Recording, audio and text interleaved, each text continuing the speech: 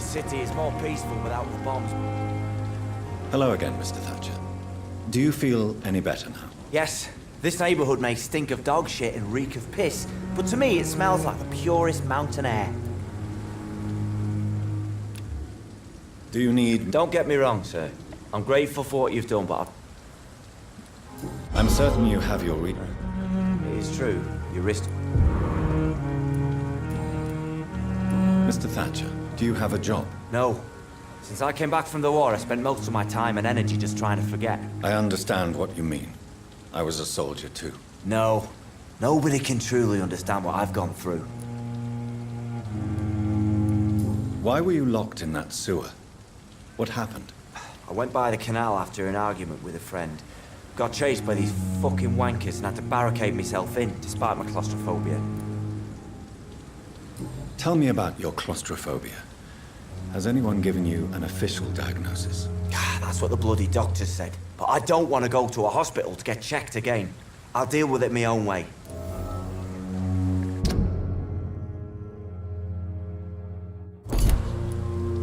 Why did you run?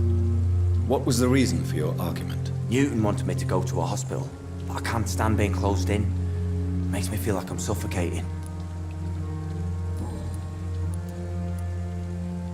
Oswald, why did you not go to the Pembroke Hospital to seek medical help? I don't trust doctors. All they care about is their careers and processes.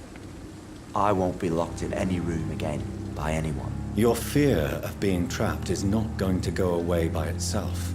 You need professional help. I've seen enough butchers in white coats to last a lifetime. Hospitals reek of chemicals and death. What I need is fresh air.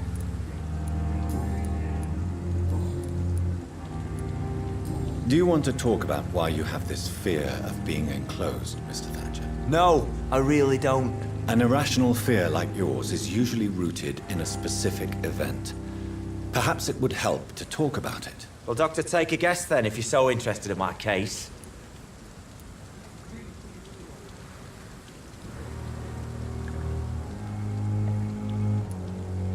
When I rescued you, you expressed joy at seeing the sky again. So I'm inclined to believe you were trapped or buried somehow. Maybe during the shelling. Jeez, you're good, Doc. You're really good. Go on, please. Tell me more about it. Newton and I were trapped in a circulation tunnel after an artillery attack. We were buried alive for several days without ever knowing if we'd be found.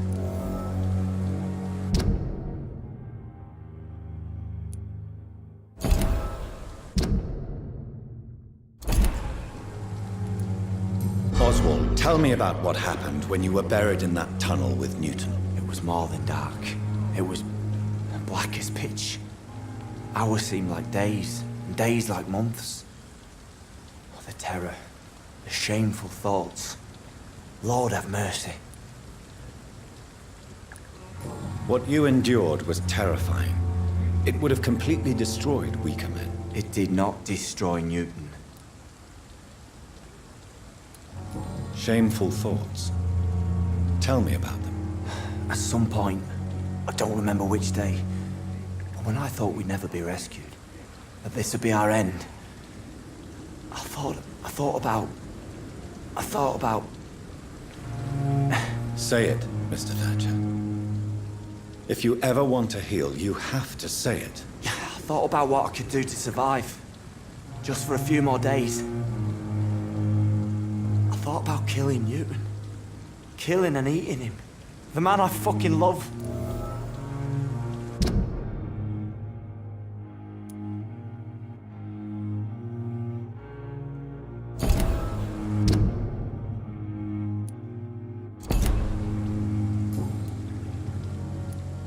Tell me about your true feelings for Newton. I love him. I'm not ashamed to say it. He's the best thing that ever happened to me. I can't imagine life without him. Why should you be ashamed? I'm not, I said. But Newton sees it differently. I admire your honesty. It takes courage to stand up to society. The world needs people like you to create change. Courage is what we needed in the trenches, looking death in the face every day.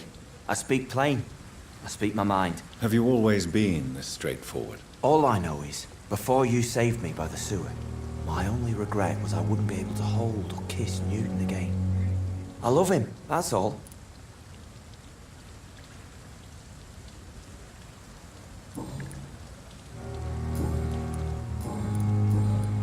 Goodbye,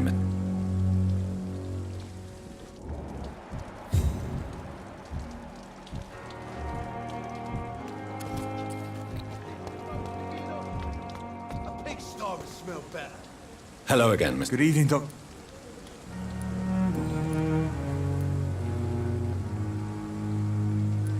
You and Oswald were buried alive during the war. Tell me about it. Yeah. It was last summer. A shell hit our trench and we were buried for a week. Oswald seemed far more traumatized than you by the event. It wasn't the first time it happened to me. Surviving it again gave me strength. You believe that? How did you survive for a week? Luckily for us, there were rations and water in the tunnel. It was an outpost, see. Since then, Oswald's not keen on being inside for too long. How do you feel about Oswald, Thatcher? You are more than friends, aren't you? I love him. I love Oswald. We knew we wouldn't survive the war without each other. But I am terrified, Doctor. What frightens you so much? What if people find out? Oswald says I'm ashamed, but it ain't that. It's more, well, you know, I never thought I'd love a man.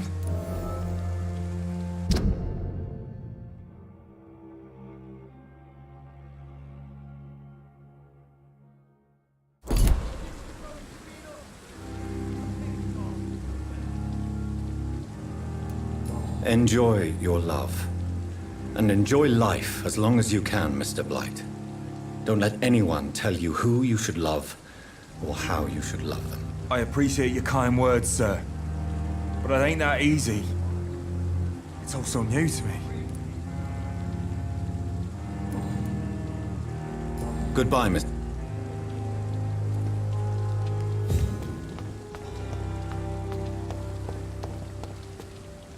Good evening. Evening. Newton is conflicted about his feelings towards you. Would you like to talk about it, Oswald? It makes me sad and angry. It feels like the beautiful thing we have is somehow tainted. It hurts to see him so lost. His love for you is genuine. I'm certain he wasn't lying to me when he expressed his feelings for you. Newton still has to accept it, knowing he'll be seen as a queer, a fairy, less than a man in those simple-minded bigots' eyes. Though he's more of a man than they'll ever be, so fuck 'em all. Goodbye.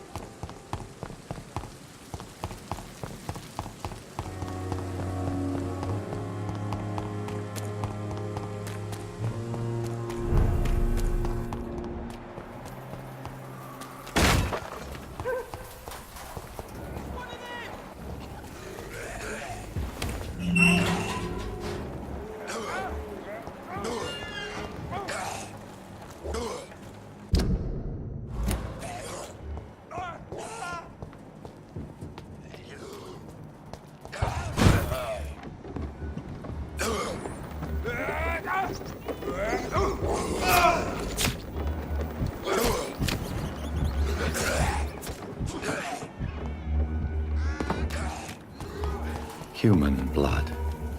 Whoever left these marks did so deliberately.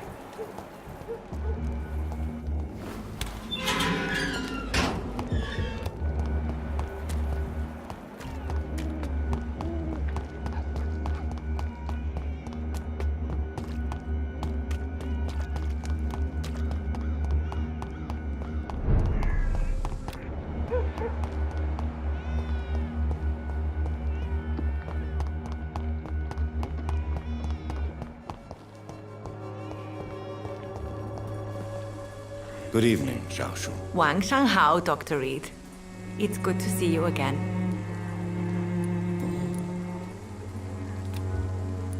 What are you doing with your time, now that you're back in Whitechapel? I've decided to help the poor and sick of the neighborhood by handing out medicine. That's very charitable of you. But why do it at night? I've noticed that the most desperate people tend to go out after dark. Hence my presence, to help them when I can. Giving out medicine?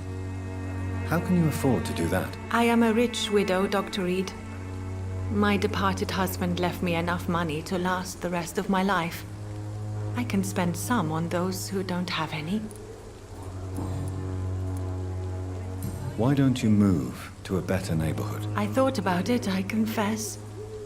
To go back to the same empty home every day still hurts me a lot. Why stay here then? I am a woman of habit, Dr. Reid. And for now, I am happier being useful in a familiar place than I would be anywhere else. How do you feel now that you're back in Whitechapel? I've decided to follow your advice, sir. I won't forget the dead, but my efforts will be for the living.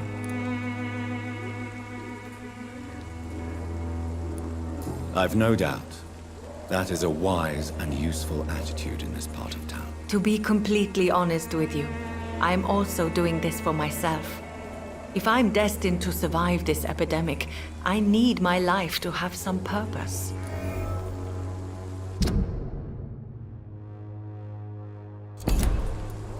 Do you still think about your departed husband? Of course I do. I'll never forget my beloved Matthew, but how do I put it? Now I miss him more than I want him back. I know what you mean.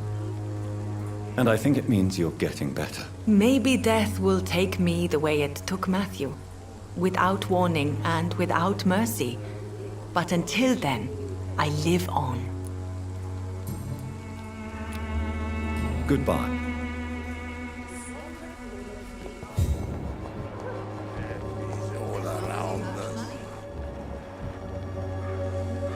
Good evening, Mr. Petrescu. I could ask you the exact same question, Mr. Doctor. Now leave me alone. I heard what happened to Nurse Crane. How do you feel, Mr. Petrescu? Everything was going well until you arrived. Dorothea helped people and will be sorely missed. I regret it too. I wish she'd continued working at the Pembroke Hospital. She was a good nurse. So you put an end to the operation. Did you put an end to Dorothea as well? You seem to have a lot on your chest, sir. What's wrong? I heard you are a famous surgeon. Tell me, what did you do to Dorothea? She was so bright, so clever. Then you made her an empty shell. I didn't use drugs or medical trickery, Mr. Petrescu. All I did was talk to Nurse Crane. I promise you. But what happened to her then? After you left, she did not even recognize me. Then she got careless and sick, and I had to flee. Tell me everything you know about Camellia, the mute Florida. I do.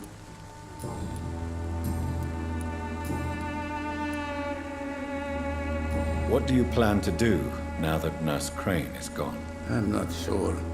Strange men came to see me after Dorothea's death, with strange weapons and very odd stories. What kind of stories? Stories all Romanian children know. It was as if I was home again. Vampires, Mr. Doctor. Vampires. You believe them? Aren't you too old to hold a weapon or listen to scary stories? Yes, I am old and alone and will die soon, but if these stories are true, maybe I have found myself another cause. Are you living on the streets, Mr. Petrescu? And why not? Those who believe they'll be safe behind walls are blind. What about your house? My house is always open to any poor soul needing a roof. All my work here is lost now that Dorothea is gone, thanks to you. Why are you so aggressive? I remember the night you came here and convinced me to open my door to you, sir. I'd like to punch you right on your chops.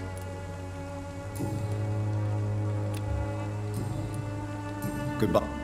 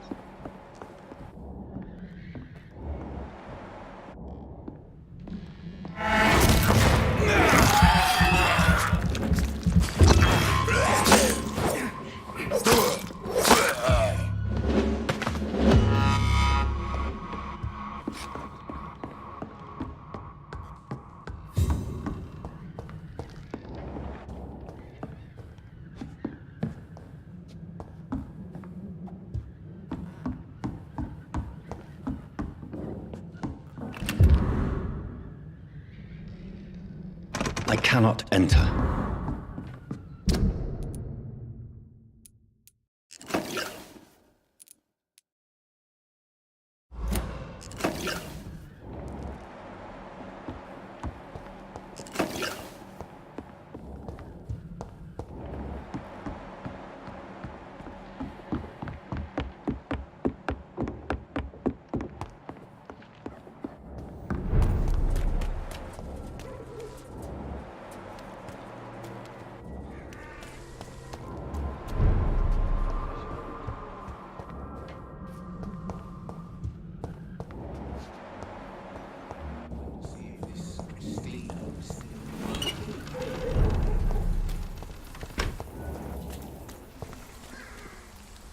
Mr. Evening.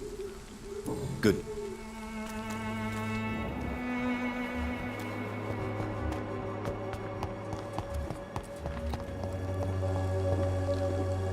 Good evening. Surely you... Goodbye.